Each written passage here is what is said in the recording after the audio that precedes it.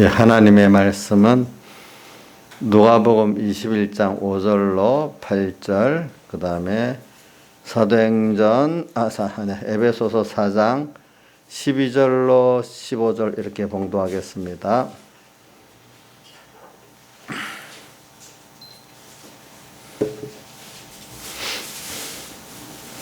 봉독하겠습니다.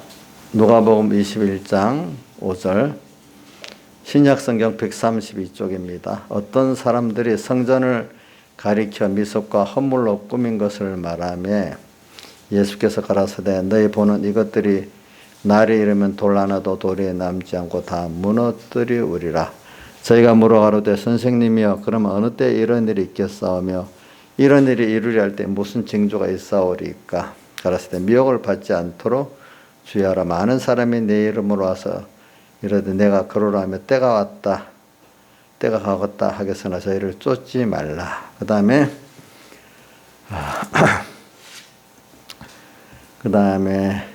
에베소 4장 12절입니다. 이는 성도로 온전케 하며 봉사의 일을 하게 하며 그리스도의 몸을 세우려 하심이라.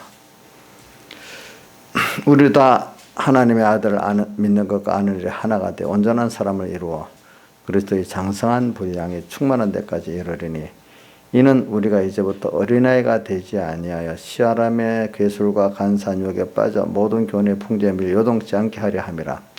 오직 사랑 안에서 참된 것을 하여 범사에 그에게까지 자랄지라. 그는 머리니 곧 그리스도시라. 예. 그리고 오늘 이 말씀 저는 우리가 이 말씀대로 미혹을 받지 않아야 된다. 그래야 그게 우리가 그리스도 장성한 분량에 충만한데 이르는 사람은 사람에게 미혹을 안 받는 사람이다. 이 말입니다.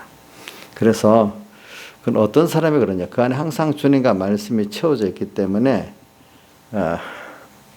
언제나 하나님 중심으로 언제나 주님을 먼저 생각하고 언제나 말씀을 먼저 생각하기 때문에 우리가 그런 사람의 미혹을 받지 않을 수 있게 되고 사람의 미혹을 받지 않는 사람이 돼야 그 성전이 깨끗해 가지고 이렇게 무너지지 않을 수 있단 말입니다. 그래서 우리는 무너지지 않는 성전이 이 시대에 돼야 되겠어요. 그리고 이번 주일 오전에 말라기 1장 10절에 뭐라고 했죠? 성전 문을 닫는 자가 있으면 좋겠다. 헛된 재물, 더러운 재물을 불사르기 때문에. 그 말은 그때 재물, 제사는 우리의 지금 예배와 같잖아요. 그죠? 자, 그럼 그거보다도 또 성전 문을 닫는 것보다도 아예 성전을 무너뜨리면 그거는 아예 시작도 못하는 거 아니겠습니까? 그래서 예수님께서 지금 성전이 무너지되 돌 하나도 돌이 남지 않고 아주 철저히 파괴된다는 뜻을 여기 말하고 있잖아요. 이런 것을 또 우리에게 말씀하셨어요. 그래서 지금이 바로 그런 시대다 이 말입니다. 그래서 저는 역사적으로 볼 때 그 예루살렘 성전이 무너지고 나니까 하나님께 진정한 신령과 진정의 예배드리는 사람과 이렇게 외식에 예배드리는 사람이 싹 나눠지게 됐어요. 그래서 주 70년에 그 성전이 무너졌잖아요. 무너졌는데 그때까지는 많은 사람들이 또 여기 예수님의 12사도들도 그 성전에 가서 예배를 드렸어요. 우리 나오죠. 사도행전 3장에 보면 성전에 미문을 향해 들어가니까 그 메고 온 사람을 동냥을 하려니까 베드로가 뭐라고 내가 은과 금은 없지만 나사렛 예수 그리스도 이름으로 걸어라 이렇게 하니까 걷게 됐다 이래 하면서 그 성전에 그 당시만 해도 베드로와 요한이 성전에 다니면서 기도도 하고 또 성전 생활을 했단 말입니다. 그러니까 다른 사람들 보기에는 유대교의 좀 다른 한 파같이 분명히 구별이 안 생기잖아요. 이방 사람을 볼 때는 유대교 로마 위정자들이 볼 때는 한 파야. 그냥 뭐 다른 종교가 아니야. 유대교 한 파로 보는 거예요.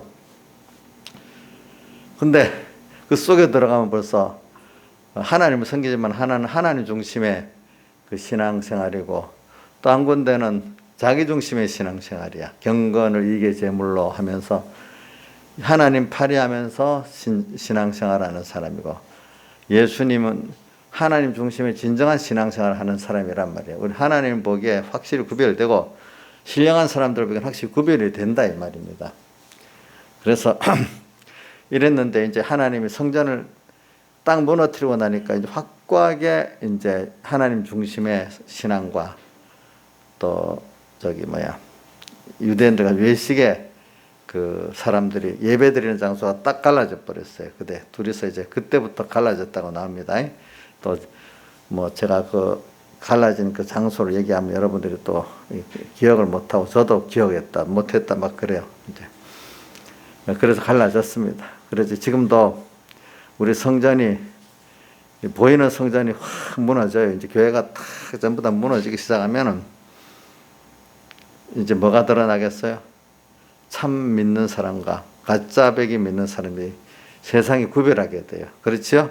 로마 사람들이 이게 이 사람은 예수교고 이 사람은 하나님 믿는 사람인데 이 사람들은 이 사람은 다르구나. 이제 로마 사람들이 이제 구별하게 되는 거지. 이방 사람들이. 또 본인들도 확고히 이제 구별하기 시작하게 되는 거예요. 신본과 인본이 구별이 되는 거예요. 그래서 그래도 유대인들이 계속 초대교회 성도들 제일 괴롭혀진 게 뭐냐면 우리 사도행전 15장에도 나오지만 자꾸 유대인들이 예수를 믿는 유대인들이 와가지고 구원이 사도행전 보면 나경수 장이 유대인으로서 예수 믿는 사람들이 와서 미혹을 주는 게 뭐지? 할례를 받아야 그래도 구원이 된다. 율법을 지켜야 구원이 된다며 자꾸 그랬잖아요. 근데 자기들은 예수의 피공로로 구원받는다고 이게 자꾸 배치가 되는 거예요. 그렇죠? 우리는 율법은 하나 자기 죄를 깨닫고 예수님께 나아가는 죄를 깨닫는 그 길이고 모선생으로 가는 거지. 그렇게 가고 결국은 예수의 피공로를 깨닫고 믿어서 우리가 구원 얻는 거지. 율법 자체가 구원해 주는 건 아니잖아요. 그 율법의 대표적인 게 할례를 받는 거잖아요. 할례. 그래서 지금도 그 유대계 풍습이 유대계를 모태로 생긴 이슬람교도 지금부터 할례가 있습니다. 거기도 보면은 할례. 자, 그래서 자꾸 유대인들이 뭘 받아야 된다고 했죠? 할례를 받아야 되고 또 율법을 지켜야 구원 얻는다 했는데, 예수님이 가르친 거나 사도들이 가르친 건 그게 아니잖아요. 그래서 다 너무 모든 로마에 있는 모든 교회들이 그것 때문에 미혹을 너무 많이 받으니까, 자, 그러면 우리 예루살렘에 가서 사도들 같이 이거를 그게 제1차 공의회입니다. 기독교. 그러면 정말로 율법을 지키고 할례를 받아야 구원 얻느냐, 아니면 예수 피공로 믿음으로만 구원 얻느냐, 한번 우리가 확정짓자 이래가지고 어디로 갔어요? 예루살렘 가서 사도행전 15장에 예루살렘 공회가 나오잖아요. 그죠? 그러니까 다 토론을 한참 하다가 이제 베드로가 이제 성령의 감동을 받아서 말하잖아요. 그렇죠? 다른 점을 지우지 말자. 우리 구원은 예수 그리스도로만 얻는 거고, 그들에게 금할 거는 네 가지만 금하고 예수로 믿음으로 얻는 걸 전하자. 그동안 네 가지 금한 거 다 알죠? 우상 숭배, 음행, 목매주인 거, 피를 먹는 것, 이거는 하지 말자. 이제 이렇게 했잖아요. 자, 지금도 보면은 예수교 안에 그런 식으로 우리 구원을 또 미혹해주는 율법주의, 할례, 외부적인 그 신앙의 행위를 가지고 하나님 중심의 예수 살에 대해서 피공로를 뭉개버리는 거죠. 생명을 뭉개버리는 그런 교묘한 그 이단들이 들어와서 우리를 이렇게 미혹시킬 수가 있습니다. 자, 이건 기독교 역사를 보면 성경에 나타난 역사입니다. 자, 강해도 사도행전이나 다른 그 사복음서 말고 사복음서 이후에 사도행전부터 읽어보면은 그런 유대인들의 믿는 유대인들이 와가지고 같은 교회 안에 유대인들이 그거 갖고 미혹 준 거 많이 있지?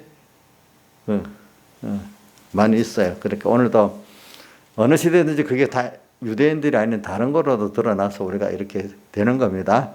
근데 미혹의 종류는 그것만 많이 있는 게 아니에요. 시대마다 형태만 변해가고 또 이렇게 미혹고 저렇게 미혹고 또 껍데기 바꿔가지고 또 이런 핍박으로 오고 저런 핍박으로 오고 그런 거기 때문에 항상 우리는 미혹과 핍박이 있다고 생각하고 살아야 됩니다. 어떤 시대는 좀 심하고 어떤 시대는 아주 힘이 없고 그래요. 그래 우리가 지금까지 우리 대한민국 사람들이 예수 믿는 데는 그동안 한 몇십 년은 우리나라가 6.25 전쟁을 치르고 얼마 전까지만 해도 기독교라는 말이 생기기 시작할 그때까지는 그래도 우리가 뭐 평안하게 대우받고 예수를 믿은 사람이 됐어요. 왜 제가 반사할 때만 해도 가보니까 서북에 반사할 때만 해도 가보면 아이고 교회는 나가야죠. 예수 안 믿는 사람도 또 다른 종교 믿는 사람도 우리 자식은 교회는 보내는 게 좋지 하면서 그렇게 교회를 보내줬기 때문에 그때 서북교가 세계 제일의 기독교도 됐지. 아이고 요즘같이 교회 들어가면 우리 왜 데려가요? 고발하겠습니다. 이렇게 나오면 그 정도 주일학생들 올 수 없었겠죠. 그렇죠. 그래 그때도 기독교라는 말이 좌파 쪽에서 조금씩 나오기 시작은 했지만 그게 거의 힘을 못 얻었어요. 근데 언제부턴가 그런 말이 나오고 이제는 예배도 못 드리게 하는 이런 순서가 다 오게 됐단 말입니다. 그러니까 우리가 예수 믿은데 이렇게 세상하게 대우받고 예수 믿는 거는 기독교 역사에 보면 아주 그게 짧은 대부분 핍박이 있고 미혹이 많이 있고 예수 믿었지 이렇게 대우받고 예수 믿는 시대는 별로 없었어요. 잠깐이에요. 미국도 지금 한때는 대우받고 믿었겠지만 미국도 지금 보면 굉장히 어렵게 예수 믿고 있어요. 제가 하나하나 들어보니까. 그러니까 하나님께서 그렇게 어렵게 할 때가 나쁜 게 아니라 너무 평안할 때는 교회가 그만 썩어져 가고 있는 거예요. 근데 어려움이 와야 아이고 정신을 차려 믿기도 시작하고 참과 거짓이 구별되는 시대가 오는 겁니다. 도리어 이렇게 평안한 시대는 이 사람들이 잘 믿는 더 큰 소리 치고 더 대우받고 하는 시대가 되는 겁니다. 우리는 예수 믿을 때 내 세대는 왜 이래 어렵냐 예수 믿는 게 이렇게 생각하지 말고 어려우면 어려운 대로 하나님께서 도리어 내 구원을 이루어주는 감사히 여겨야 되고 또 그거를 평안한 시대를 더 좋다고 여기지 말라 이 말입니다. 그리고 오늘 저는 여러분들에게 이제 이번 주일 오전에는 성전 문을 닫는 게 있으면 좋겠다 했지만 오늘 본문에는 그것보다 더 크게 성전을 무너뜨리고 그것도 무너질 때 돌 하나 돌에 높이지 완전히 파멸시켜버리겠다는 그런 뜻을 여기 말하고 있습니다. 그렇죠? 그만큼 하나님이 뭐냐 하면은 뭐와 뭐를 구별하겠다는 거 받으시는 예배와 받지 않는 예배를 구별하시겠다는 겁니다. 그래서 이제 완전히 이 성전을 무너뜨려 가지고 받으시는 참 속이 기독교인들의 그 예배 또 타락한 유대인들의 그 예배를 완전히 구분을 시켜놨습니다. 그렇죠? 근데 또 구분시켜 놨는데 그리스도교 안에 또 다시 유대인들의 그 율법주의 또 뭐죠? 율법주의 그 제일 껍데기인 할례를 받아 구원 얻는다. 이런 게 들어가지고 또 뭐를 흐리게 만들지 예수님의 대속으로만 구원 얻는다는 걸 흐리게 만들잖아요. 그 생명 하나님과 우리의 생명을 갈라놓는 일이 또 그 안에 껍데기로 구별시켜 놓으니까 그 안에도 속으로 또 이제 보이지 않게 그 교훈으로 들어와서 그렇죠? 또 이렇게 미혹을 준단 말입니다. 보니까 그거는 여러분들 사도행전부터 저기 사복음서 읽어보면 다 나옵니다. 그 내용들은. 그런 것이 지금 초대교회에서 지금까지 계속 반복되게 나오는 겁니다. 사람들. 그래 여러분들이 이런 예수 믿는데 미혹이 오고 핍박 오는 거 이상한 일 생각하는 것이 여기지 말아요. 그런 시대가 더 많았어요. 우리가 예수 믿을 때. 그러니까 베드로전서 4장에 뭐라고 되어 있죠? 너희가 불시험 당하는 것을 이상한 일 당하는 것을 여기지 말라 했잖아요. 그렇죠? 예. 우리가 불시험, 우리 다니엘도 불시험 받았고 사드락 메사 아벤노고도 불시험 받았고 종교개혁 때 많은 사람들이 불시험 받았잖아요. 그렇죠? 그래 이 불시험 그래 오늘 여러분들에게 지금 뭐 불시험 비슷하게 지금 오고 있잖아요. 자, 이거 두려워하지 마시고 이럴 때 도리어 하나님께서 여러분들을 같이 하면 더 큰 구원이 이루어지게 되어 있습니다. 하늘나라가 보면 야 그때가 참 좋았다 이렇게 되게 됩니다. 근데 이때를 잘못 지나가면 너무너무 후회스러운 또 토막이 될 수가 있습니다. 여러분들. 그래서 오늘 그래 일단 왜 이런 일이 일어나는 것은 하나님 받으시는 예배가 안 돼서 그렇다는 거죠. 이럴 때 받으시는 예배를 안 드리는 사람은 그 아무리 회개가 잘 안 돼요. 이때는 중요한 게 받으신 예배를 그래도 드릴 수 있도록 조금 된 사람들이 더욱더 배워서 받으신 예배를 드리게 되고 받으신 예배를 드리면 더 깨끗한 예배를 드리게 되고 이래 되는 거지. 완전히 저 인본의 그 교훈에 박혀 있는 사람 돌아오지는 못해요. 예수를 믿어도 알겠죠. 그러니까 성경에 보면은 항상 요한계시록에 보면 3분의 1은 멸하고 3분의 1은 재앙을 당한다는 그런 뜻은 숫자적으로 3분의 1이 아니고 하나님께서 그래도 우리에게 긍휼을 베푸시는 면이 더 많다고 3분의 1을 남겨둔 거라 알겠죠? 그러니까 오늘 우리가 모든 재앙이 내릴 때 오늘 우리가 이렇게 깨어서 살면은 그 재앙이 내게 오지 못하기 때문에 시편 91편 뭐라고? 천인이 내 곁에 만인이 내 곁에 엎드려도 이 재앙이 내게 가까이 하지 못하리로다. 7절에 있죠. 91장 7절 또 9절인가 10절에 보면 또 여호와로 거처를 지존자로 거처를 삼은 자에게는 이 재앙이 내게 오지 못하리라 2번이나 또 반복되게 말하잖아요. 보니까 그러면서 91편 또 14절에는 저가 나를 사랑하여 내가 저를 건지리라. 저가 내 이름을 안자 내가 저를 높이리라 이래 했잖아요. 예. 그래 우리가 지금 이런 그러니까 오늘 우리는 왜 성전을 무너뜨리냐? 오늘 여기에 말씀한 대로 또 왜 말라기 1장 10절 성전을 문을 닫는 자가 있으면 좋겠다 하셨냐? 그 이유를 우리가 자세히 생각하자고요. 알겠죠? 그런다고 다 예배를 못 드리게 하는 건 아닙니다. 무슨 뜻인지 알죠? 이제 그래서 이 성전을 무너뜨리면 말미암아 참 성전이 뭔가 더 깨닫게 하고 예수님이 성전을 무너뜨려라 그러면 3일 만에 일으키려 하면서 그 뒤에 제자들 깨닫는 건 예수님 자신을 성전이라는 것을 알게 됐어요. 이제 우리 성전은 이제 보이는 성전이 아니라 이스라엘 백성들은 예루살렘에 있는 성전에만 하나님이 계신다고 생각을 했어요. 그렇죠? 그런데 이제 예수님께서 본인이 성전이고 또 우리를 가리켜 성전이라 했기 때문에 우리 안에 주님을 모시고 있으면 우리가 성전인 거예요. 그렇죠? 맞죠? 이제 우리가 성전이에요. 이거는 예배당이에요. 알겠죠? 그 용어를 잘 써야 된다는 게 자꾸 예배당 건물을 성전이라 하면 내가 성전이라는 걸 잊어버리고 예배당 건물이 거룩하고 내가 거룩하지 않는 거예요. 내가 성전이라면 내가 거룩하고 예배당은 성전은 내가 예배드리는 장소예요. 이런 이게 순서가 맞는 거잖아요. 그렇죠? 예, 이렇게 되는 거죠. 그래서 뭐 예배당을 성전이라면 예배당을 꾸미기 엄청 힘을 쓰고 자기는 잘 안 꾸며. 근데 내가 성전이라면 내가 하나님 보시기에 꾸미도록 노력하고 예배당은 예배드리기 적당한 정도로 이렇게 하게 되는 거예요. 그렇잖아요. 그래서 우리는 여기 저는 또 그런데 이제 또 제가 성도 에베소 4장 12절부터 성도를 온전케 하며 성도부터 먼저 말한 거는 우리 예수 믿는 우리들을 안디옥 교회에서부터 그리스도인이라 부르게 됐다 했지만 또 성도란 이름이 마태복음은 맨 끝에 성도가 부활하는 면을 한번 딱 쓰고 요한복음에도 안 썼어. 그러니까 로마서부터 물론 조금은 앞에서 누가 보면 하나. 그래 성도란 말이 사도행전부터 쭉 쓰게 돼요. 누가복음에 좀 여러 개 있고 그거 뭐냐? 누가는 누구의 제자죠? 바울의 제자잖아요. 그러니까 바울 사도에 관계돼서부터 성도란 말들이 단어가 많이 성경에 쓰이게 돼 있어요. 그리고 사도행전에 많이 쓰이고 그다음 요한복음엔 성도란 말이 없어요. 근데 요한계시록엔 사도의 안에서 요한계시록은 성도란 말이 굉장히 많이 나와요. 성도란 말은 무슨 뜻이냐면은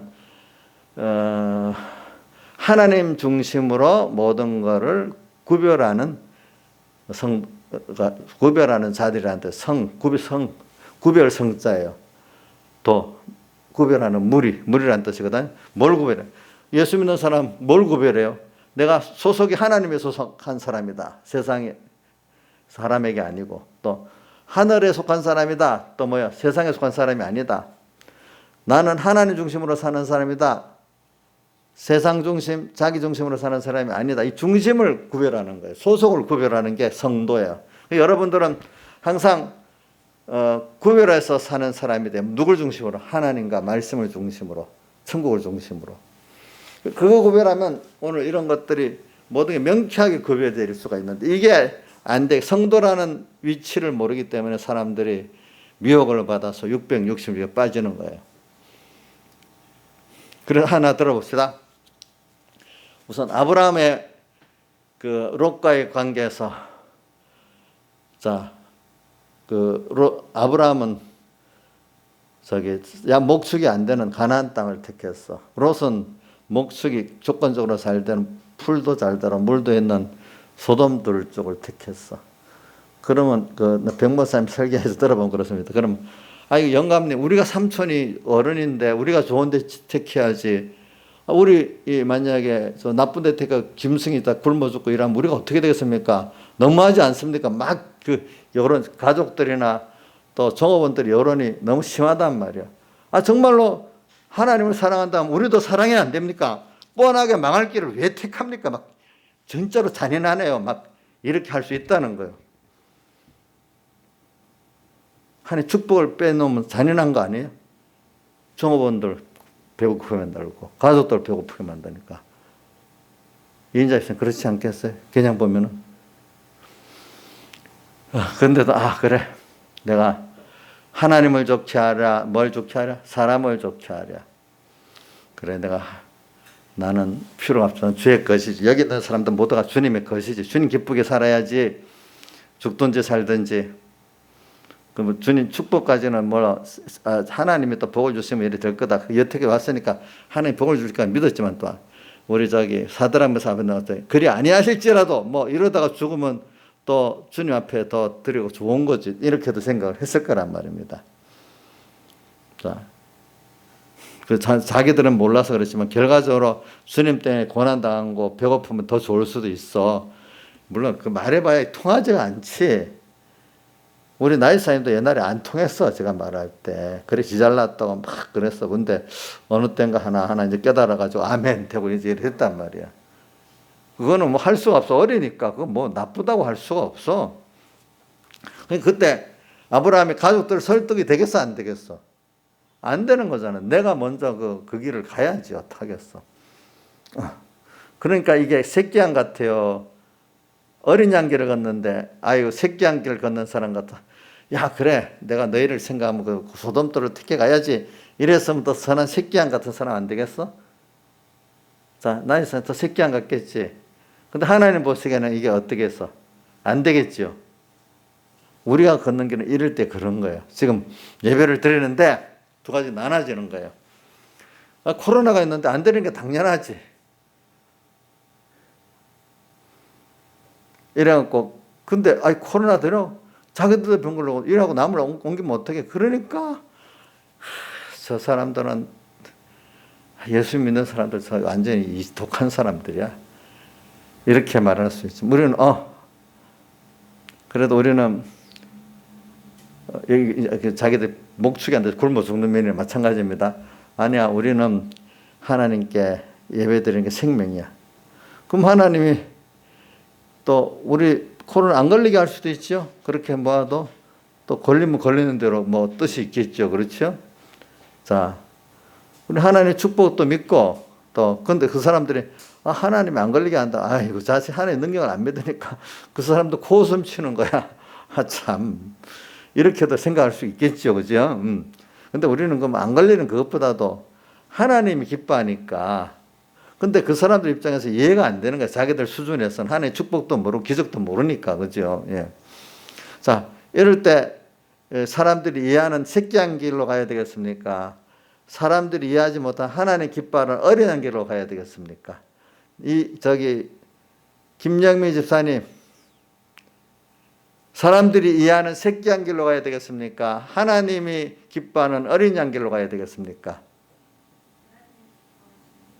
어린 양 길로 가야 되겠죠.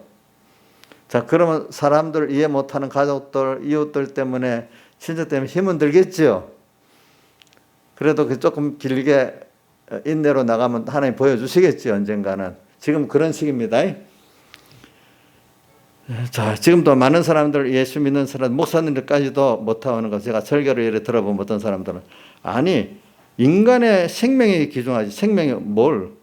근데 코로나 뭐 걸려봐야 간혹 뭐 죽는 사람은 어차피 오늘은 보니까 뭐 어느 통계는 보니까 뭐 99%가 기저질환에 병이 있어서 죽은 사람이지, 코로나 때문에 죽은 사람은 1%도 안 된다. 사망 중에 또 이렇게 또 갈수록 그 뭐 기저질환이 더 높아지네. 내가 볼 때마다. 저번에는 97.26%더니, 그 다음엔 99%더니, 이번엔 90 몇 프로 또 이래 나와.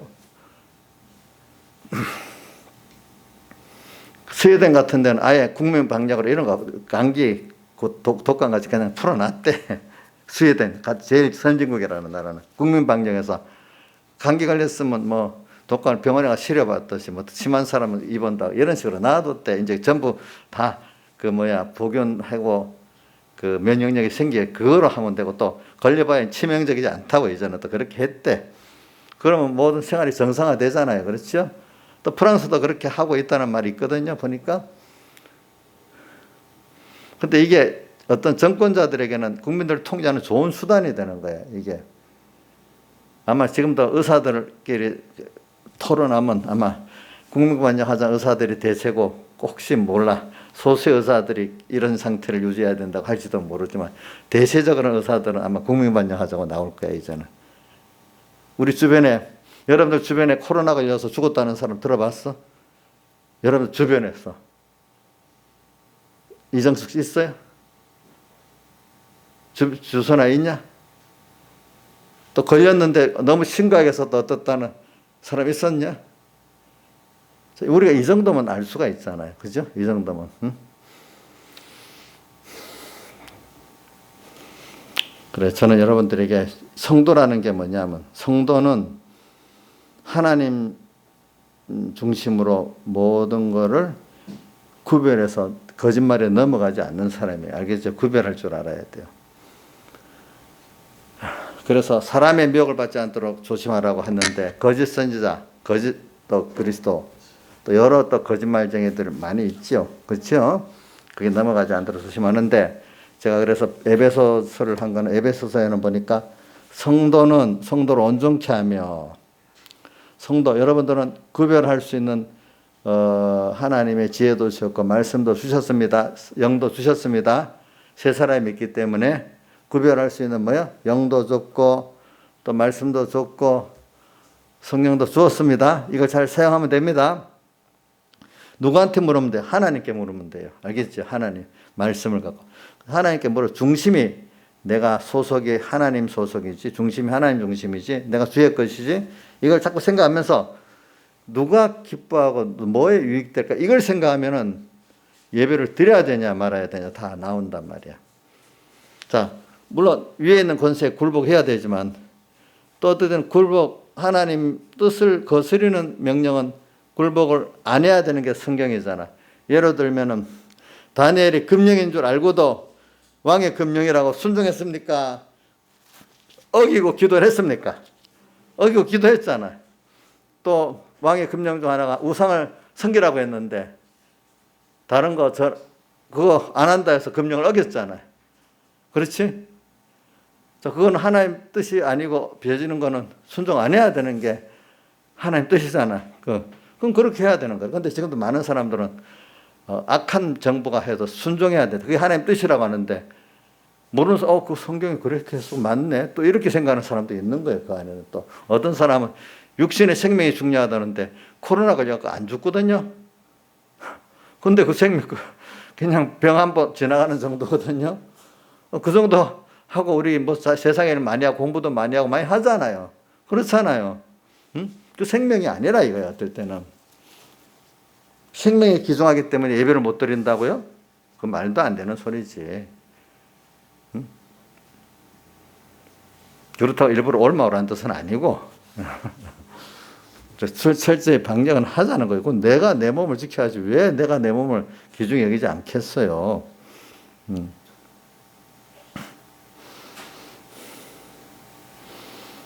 그럼 뭐 코로나 걸리면 무슨 뭐 이상한 사람 같이 죄인 같이 여기는데 독감 걸렸으면 죄인이에요? 예? 아니지. 도리어 이거는 병을 어디서 뭐 감기나 독감은 발원지가 분명하지 않지만 이거는 중국에서 번동했기 때문에 그때 안 막은 정권자들에게 구상 청구권을 해야 돼.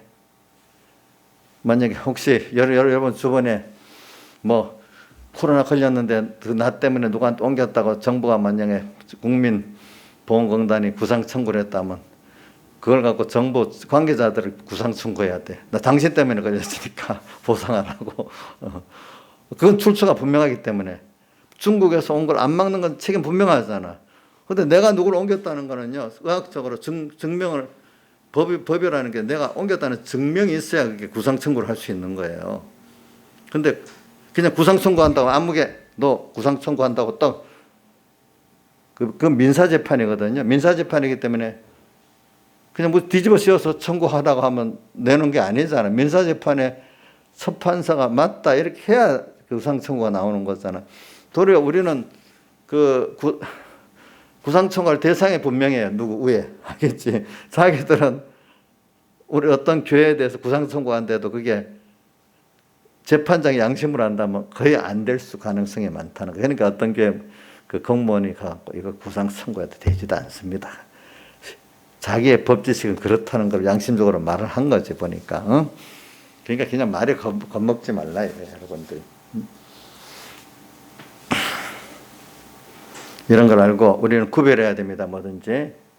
자, 우리는 제일 중심이 하나님이 기뻐하냐 내가 기뻐하냐 요거 구별합시다. 우리 제일 좋은 거는 아브라함이 그 롯과의 관계에서 절제 하나님이냐 자기냐 여론이냐 하나님이냐 하나님의 축복이냐 세상 조건이냐 이것 따라 생각해 보는 것 같이 그렇죠? 예.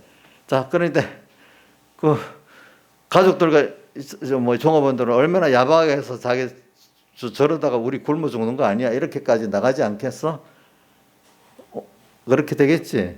그러면 주인이 야박하겠지. 너무 인정이 없는 사람 같지 않겠어? 그렇지?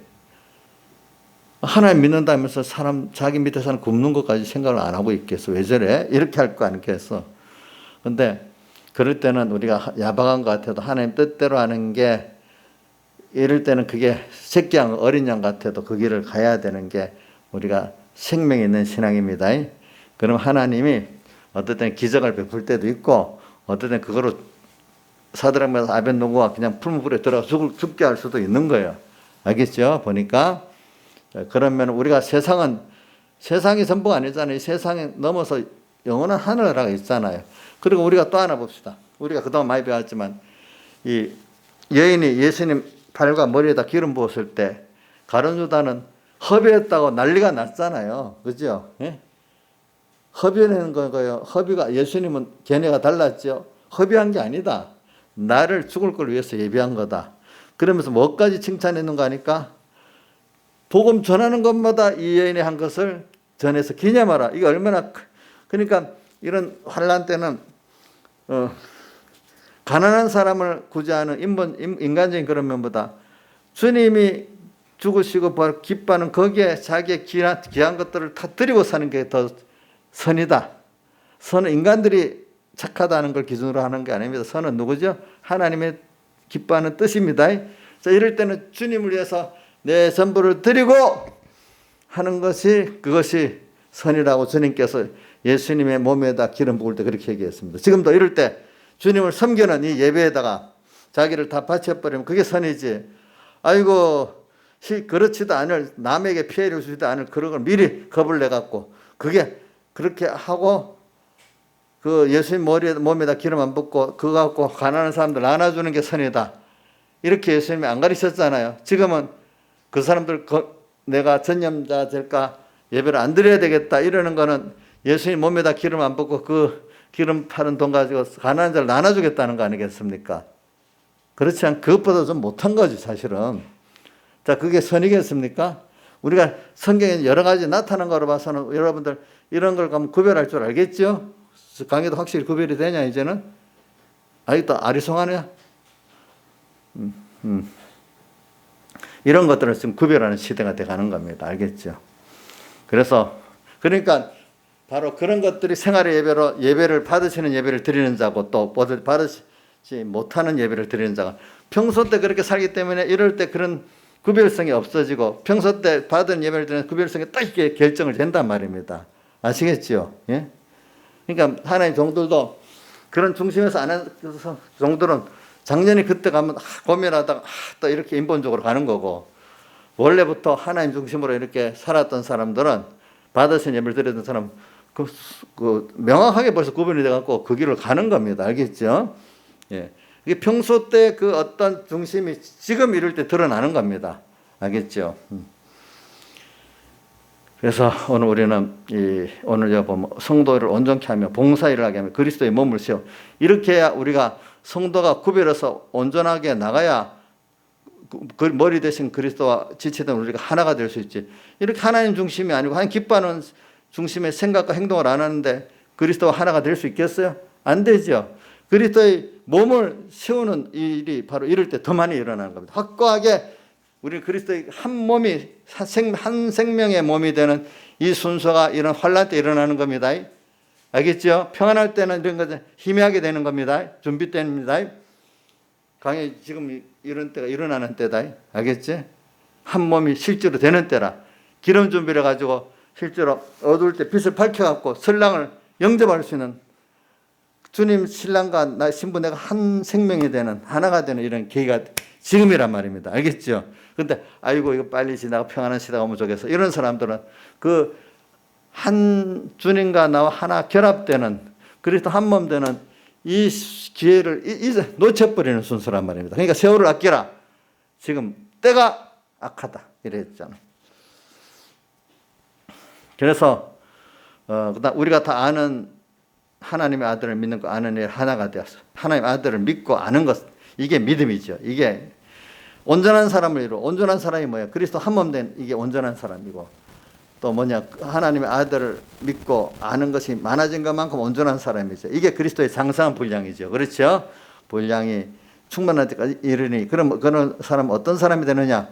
이런 사람은 믿음의 어린아이가 안 돼. 믿음의 어린아이라는 거는 구별성이 없는 거야.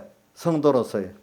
이래 들으면 이런 거 같고 저래 들으면 저런 거 같고 악과 선을 구별을 못하는 거예요. 중심을 구별을 못하는 거예요. 그렇죠? 근데 이제 믿음이 장성한 거는 아이가 이제 점점 자라면서 연단을 받아서 자라는 거잖아요. 자라니까 이제는 야 이게 뭔다 이제 알게 되는 거지. 거짓말인지 참말인지. 그렇지? 이제 하나님 중심인지 인간 중심인지 하나님 기뻐하는지 하나님 싫어하는 건지 이런 악인지 선인지 구별을 하게 되는 거지. 그래서 이제부터는 어린아이가 되지 않아요. 사람의 괴술과 사람의 몇 단계의 그 거짓말, 수책, 간사한 유혹 이런데 쏘고 넘어가지 않는단 말이에요. 세상은 거짓말로 가득한 세상입니다. 아시겠죠? 그렇기 때문에 디모데전서 4장에 나오죠.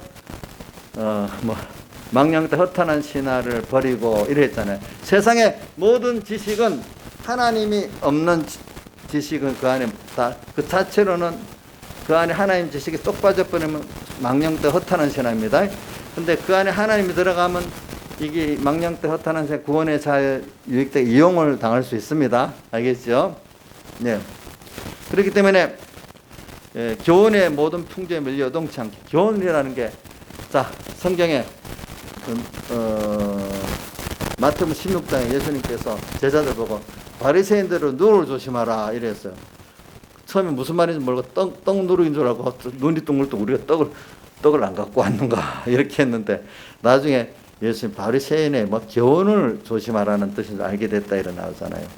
왜 누룩이라 할까? 누룩이 교훈이라는 게 퍼져나가면 순식간에 수없이 전염력이 많기 때문에 누룩이라는 겁니다.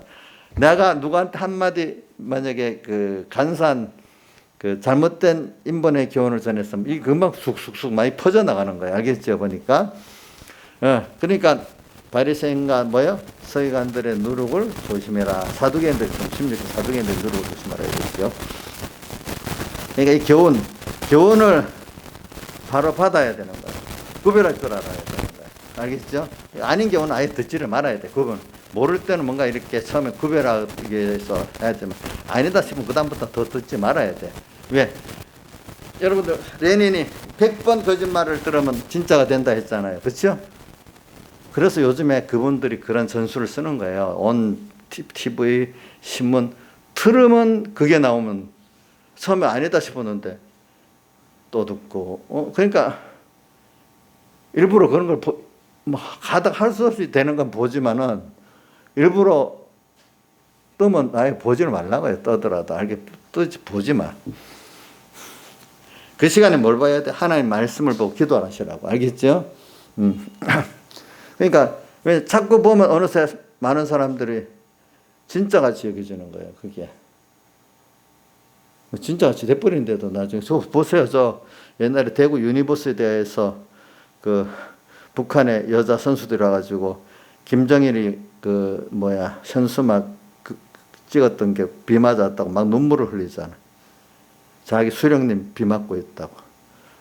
정서적으로 그래 만들어져 버린단 말이야. 우리 보기엔 참 이상할 것 같지만 걔들 정서에는 그렇게 돼버렸단 말이야. 사람에는 그게 무서운 거예요. 그러니까 여러분들이 우리가 어떤 사람을 전도하러 갈 때는 내가 거의 무리 안 드는데 그냥 전도한다 생각 안 하고 그냥 자연스럽게 아무 생각 없이 만나고 해서 어느새 물이 들어오는 거예요. 그러니까 어떤 물에 속해갖고 오래 있으면 그 사람 돼버리는 거예요. 알겠죠? 예?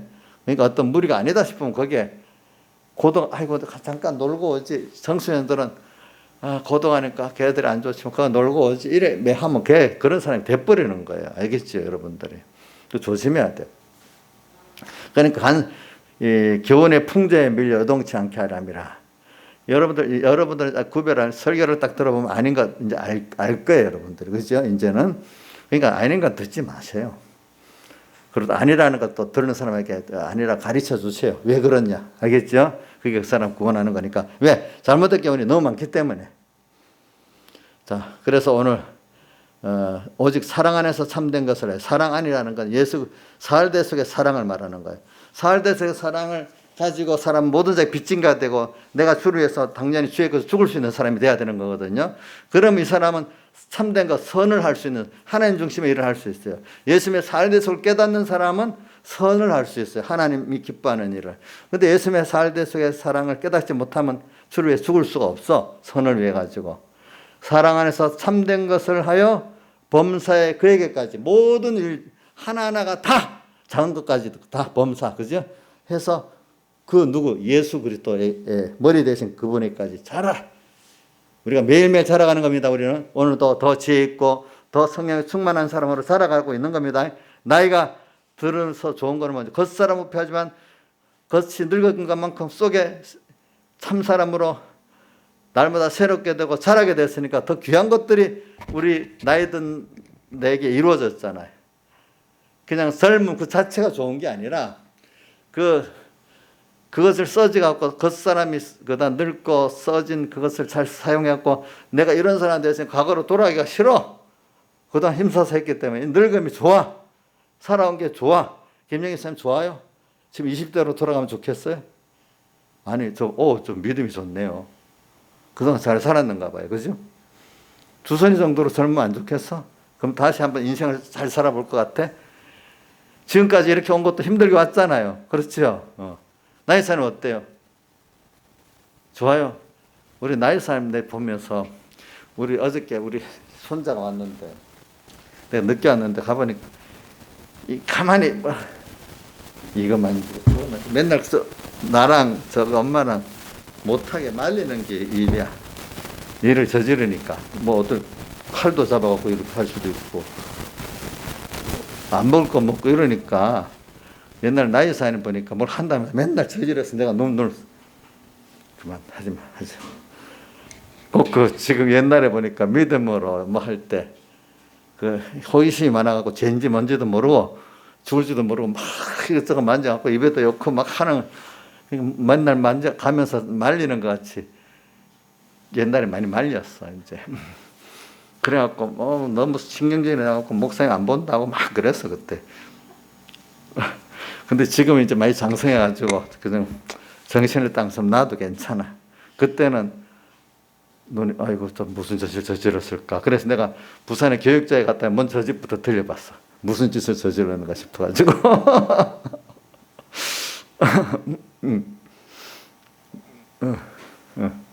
근데 지금 이제 가만 놔둬도 잘 하니까 이제 그런 우리의 알겠죠 보니까. 그래 이제 오늘 이러니까 제가 요거 하겠어. 그래서 지금 이 전투가요, 여러분들, 이 전투가 우리만의 전투가 아니에요. 제가 이번에 또 깊이들 온 세계적인 영적 전투예요. 이런 것들이 이 사회주의 사상이 들어와 가지고 그래갖고 교회들이 신앙이 살살 약을 먹어서 없애고 이러는 게 미국도 그렇더라고요 보니까.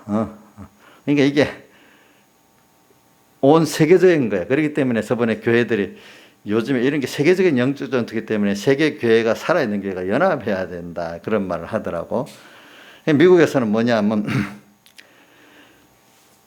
미국에 뭐 1619 프로젝트라고 1619년 프로젝트라고 하는 게 있는데 이게 뭐냐면 1619년에 미국에 처음 흑인 노예가 들어왔대요.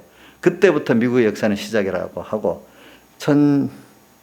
미국 독립이 1700 몇 년이고 1700 몇 년에 미국 독립됐지? 내가 적어놨는데 1776년인가? 하여튼 미국이 1776년 맞네. 1776년에 이제 미국 영국과 독립전쟁을 하고 승리해서 1776 독립돼. 그건 미국의 역사의 시작이 아니라 또 우리나라 같이 지금 우리나라 현 정부는 태어나지 말아야 될 나라라고 암흑의 쪽에서 그랬잖아, 그죠?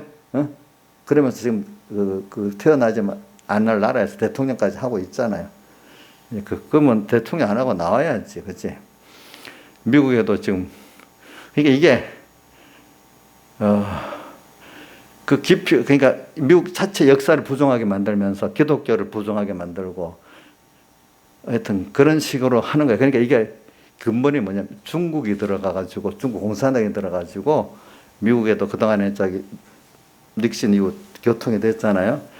힘이 있으니까 미국의 그 언론계 매수하고 또 그런 좌파 교육을 사상을 만들고 또 이렇게 하는 거야. 그러니까 교묘하게 하는 거예요. 자기들의 정권을 확장식 유지하려고. 근데 그게 우리들은 보면 그 자기 공산주의 전체주의를 유지하려고 했지만 그 속에는 또 하나님께서 악령을 시켜가지고 악령이 또 그런 식으로 해서 겉으로는 어떤 사회주의 체제를 확장시키지만 속으로는 우리 그리스도인들의 신앙을 파괴시키려고 묘의 역사를 또 같이 그 속에는 그거 따라 들어가는 겁니다. 알겠죠? 보니까. 그래서 트럼프가 너무 화가 나가지고 그게 그러니까 어떻게 식으로 하는가 하면 1776년 독립은 왜 그러냐. 그 워싱턴이나 링컨 대통령이나 다 노예를 썼던 사람, 어떻게 그 사람들이 제퍼슨 같은 사람들이 노예를 썼던 사람 인권자가 아니라는 거야. 그 사람들은 나쁜 놈이라는 거야. 노예를 썼으니까 그 시대에. 그 시대는 옛날 우리나라 조선시대 이승만 누구야 이순신이나 또 이럴 때 다 노예제도가 노비제도가 있었잖아요. 그러면 노비를 쓴 그 사람들은 다 못 쓸 사람이잖아. 이 시대의 것 갖고 그 시대를 단죄하면 안 되잖아요. 이순신 같은 사람들은 또 노비를 첩으로 쓴 그걸 뭐라고 하더라? 그렇게 해서 아주 요즘 사람은 나쁜 성매매자잖아. 옛날에 지금의 문화를 가지고 옛날을 단죄하면 되겠어요? 안 되겠어요? 그때 노예방이 되기 전이니까 다 흑인들을 이렇게 정원사라도 쓰고 다 썼을 거 아니야. 그러니까 지금 그런 식으로 하거든요. 그러니까 현재의 가치관을 갖고 옛날에다 보면 그래갖고 자기 편은 그거 적용 안 하고 누구한테는 적용하면 나쁜 사람들은. 근데 국민들 입장에서는 그 시대를 보면 그건 자연스러운 일이잖아. 그건 그것대로 인정해주고 지금대로 인정해 구별해야지. 지금 걸 갖고 그때 시대에 적용하면 안 되죠. 그렇죠. 그래서 거기다 보면 징컨이나 제퍼슨은 나쁜 놈이라 이게 흑인 용어를 썼으니까 그런 식으로. 그래서 그 큰 바의 얼굴이라고 보면 거기 워싱턴도 있고 링컨도 있고 또 무슨 제퍼슨도 있고 그걸 폭파해서 없애야 되는데 미국 대통령이 부끄러운 역사니까 그 사람들이. 거기도 그런 사람들이 있대. 그 미국 독립선 이장도 틀렸대. 거기 흑인 인권이 안 들어있기 때문에 인디안 인권도 안 들어있기 때문에 틀렸대. 그것도 없애버려야 되는데 꼭 우리나라하고 똑같다. 그 좌파들 미국 좌파들 하는 거 보니까. 그래 그게 어떤 공립학계 그 프로그램 161 있고 역사 프로젝트를 하는 학교들이 점점 있다는 거. 좌파 영향을 받아가지고. 그래 그걸 하면 안 된다고. 그런 교육기관 그렇게 하는 데는 연방 정부 지원을 중단하겠다는 게 미국 주류 언론들 뭐 뉴욕 타임즈, 워싱턴 포스트가 트럼프가 역사를 얼마나 안다고 그러냐고 막 공격하면서 반인권주의자라고 막 또 그런데 주류 언론들이 또 참 그러니까 이렇게 또 주류 언론들이 그러니까 일부는 또 넘어가서 그 벌써 세뇌 당하고 있대 그 안에 우리나라 지금 언론들 같이. 자 그러니까 미국에도 지금 힘들겠죠, 그렇죠? 우리나라 역사 바로 세우기 운동을 하는데 그것도 안 되잖아. 저번 실패했잖아. 이 박근혜 때도. 미국도 지금 미국의 건국 역사를 부정하고 흑인 1619 역사로 돌아가야 된다고. 그동안 인권이 없고 인권하고 그 사람 또 뭐 하나 하지? 그 사람들 주로 쓰는 인권하고 또 뭐더라? 하나 더 있는데 그 인권은 가짜 인권이잖아요. 그죠? 그런 식으로 인권 평등.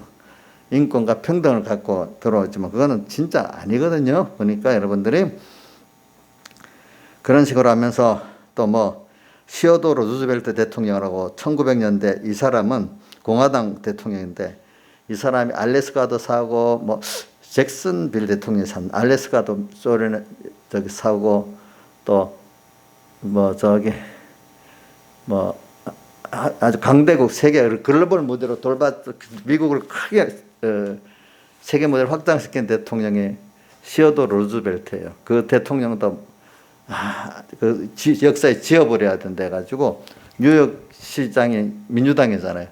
그 전당 거기에 있는 그분 동상도 치워버리고 사적지도 치워버렸대. 미국도 그런데 자기 마음에 안 든다고. 미국도 이런 싸움이 있는 거예요. 그 이면에는 그게 뭐냐면 기독교적인 가치관을 없애려는 거예요. 알겠죠? 보니까. 그리고 언론도 거짓말하기로 그때 무슨 어떤 소년이 백인 소년이 흑인을 총을 쐈다. 경찰인가 흑인을 쏘았다. 자기를 죽이려니까 나중에 정당방위로 총을 쏜 건데 미리 인종혐오로 총을 쐈다고 해서 언론은 그렇게 적어놨다는 거예요. 그러니까 언론이 적는 데 따라 사람들이 확 달라지는 거잖아. 또 어떤 경찰이 눌러 죽였다는 사람 있잖아요. 그 사람은 마약을 먹고 중독된 상태로 했다 이거야. 그때도 그게 그런 것들은 안 적는다 이거야. 그러면서 뭐든 하나를 안 적으면 거짓말이잖아요. 그죠? 그런 식으로 해갖고 누구는 인종차별주의자니 뭐니 이렇게 자꾸 그걸 만드는 거잖아. 그죠? 이런 식으로 미국 언론들도 그걸 하고 있으니까 미국 언론 90%가 좌파대인데 그게 그동안에 중국 침투 공작을 많이 받아서 그래 된 거예요. 알겠죠? 보니까. 그러니까 이제 이게 뭐냐면 우리가 겉으로 볼 때 이념 전쟁입니다. 근데 속으로는 우리가 영적 전쟁입니다. 알겠죠? 이런 거 보면은 이제 이런 걸 알고 여러분들이 좁은 범위를 생각하지 말라고요. 그러니까 지금 모든 세계가 무슨 전쟁을 하고 겉으로는 이념 전쟁을 하고 있고 또 속에는 영적 전쟁을 하고 있는 거예요. 근데 지금 사람들이 무슨 냉전이 옛날 구시대에 냉전이 있느냐. 지금 냉전이에요. 이런 게 전쟁 총 없이 이념 전쟁하는 게 냉전 아닙니까? 자, 중국하고 냉전하고 있는 거나 마찬가지입니다. 다른 나라들 다. 자, 냉전이란 총 안 쏘면서 싸우는 전쟁이 실제로 포화를 안 쏘면서 하는 전쟁이 냉전이. 냉전 중에 강의가 있냐 없냐? 지금 냉전 아니냐? 제가 무슨 말인지 모르는가 보나. 냉전이란 뜻은 총을 안 쏘고 서로 신경전으로 이념으로 막 경제로 전쟁하는 거 있잖아. 그게 냉전이거든. 소련하고 미국하고 총은 서로 안 쐈지. 그렇지만 전쟁 체제가 항상 있었잖아. 그죠? 그게 냉전이라는 거야. 대신에 작은 나라들이 전쟁하잖아. 지금 중국하고 미국하고 냉전하고 있지요. 일본하고 중국하고 냉전하고 있거든요. 전쟁 중이란 말이야. 그 무슨 냉전 구시대의 산물이라 그런 말 그렇게 말하는 사람들이 어떻게 잘못된 겁니다. 자, 오늘 여기까지만 하겠습니다. 그러니까 이게 지금 세계적인 영적 전쟁입니다. 어느 나라는 편하고 우리나라만 힘든 게 아닙니다. 다 같이 기도하겠습니다. 여러분들이 승리하면 그 승리가 온 세계에 퍼지는 겁니다. 알겠지? 하나의 승리가.